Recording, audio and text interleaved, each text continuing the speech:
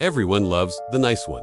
The nice one is calm, understanding, low drama, easy to talk to, the one who forgives quickly, the one who says, "It's fine, don't worry about it," the one who adjusts. But here's what nobody tells you.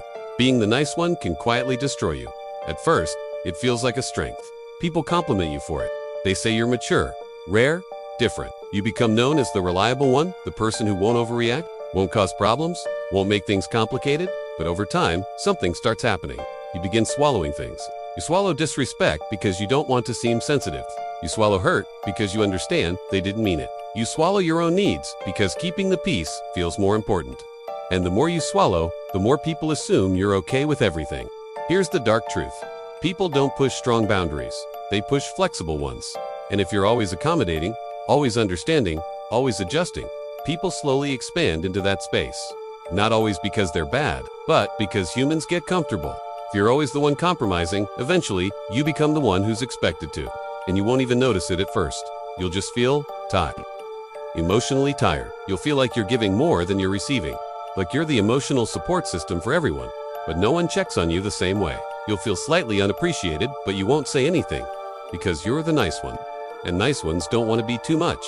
So instead of expressing frustration, you convince yourself you're overthinking. You minimize your own feelings. You tell yourself you should be grateful. But resentment doesn't disappear just because you ignore it. It builds quietly. And resentment inside a nice person is dangerous, not because they explode immediately, but because they slowly detach. Another uncomfortable truth. Sometimes being nice isn't pure kindness. Sometimes it's fear. Fear of conflict. Fear of rejection. Fear of someone thinking differently about you. So you soften your opinions. You downplay your needs. You avoid saying no. You choose comfort over honesty. You call it being kind. But sometimes it's self-abandonment. When you constantly shape yourself to make other people comfortable, you slowly lose clarity about who you are. Your personality becomes adaptive. You become whoever the situation needs you to be. And people start loving the version of you that's easiest for them, not the real you. That's why when the nice one finally reaches their limit, everyone is shocked. They say, "You've changed." They say, "You're being distant." They say, "Why are you so cold all of a sudden?" But it's never sudden.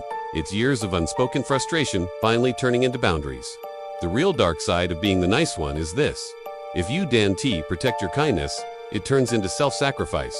And self-sacrifice, when it's constant, becomes self-erasure. Real kindness includes yourself.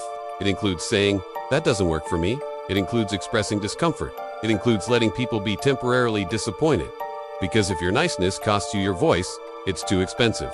If your niceness makes you resent the people you love, it's unsustainable. If your niceness means you're always shrinking so others can expand, it's not healthy. It's conditioning.